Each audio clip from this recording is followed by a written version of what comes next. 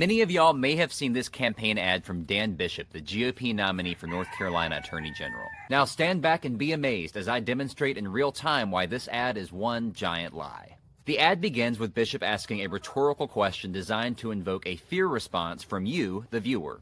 I have a simple question. Do you and your family feel safer than you did a few years ago? Bishop says that voters should feel unsafe because violent crime has skyrocketed in North Carolina. If you don't feel safe, there's a reason. Violent crime is up. More rapes and murders. And I get it. Those double-digit numbers, those red arrows, it all looks really scary. Bishop cites the North Carolina State Bureau of Investigation as the source of his data. I went to the database on the Bureau's website and read their annual crime statistics report, and this is what it says. 2023 is the most recent year for which we have data, and the SBI reports that in that year, the rate of violent crime in North Carolina decreased 0.1% statewide. Now that's not a huge drop, but it is a far cry from this, which raises an interesting question. Where does Dan Bishop shop for his numbers?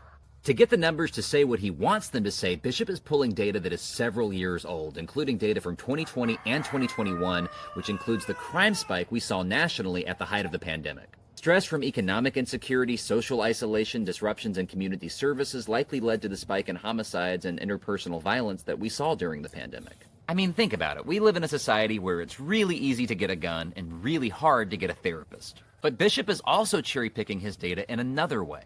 Right around 2018, law enforcement agencies across the country expanded their definition of what constitutes certain types of crimes. This was largely a response to the Me Too movement, which helped spark a national conversation about justice for victims of previously underreported crimes. And from that perspective, Bishop's data actually makes a lot of sense. If we expand the definition of what constitutes a crime, we would expect the number of crimes reported to increase. It doesn't mean people are suddenly committing more crimes. It simply means that certain actions that were once considered legal are now considered illegal. In the opinion of some experts, Bishop's data actually proves the opposite of the point he's trying to make. Ilsa Connect is the director of policy at the Joyful Heart Foundation, which advocates for victims of sexual assault, and she said this: when those of us who are working in the field, working against sexual violence, see numbers of reports go up, it actually can be a positive sign because it means that the systems have changed for the better. Potentially, the culture has changed for the better, and that survivors may feel safer.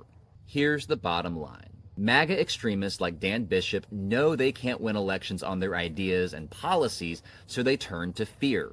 In order to justify their own political existence, they need you to believe that North Carolina is a crime-ridden hellscape.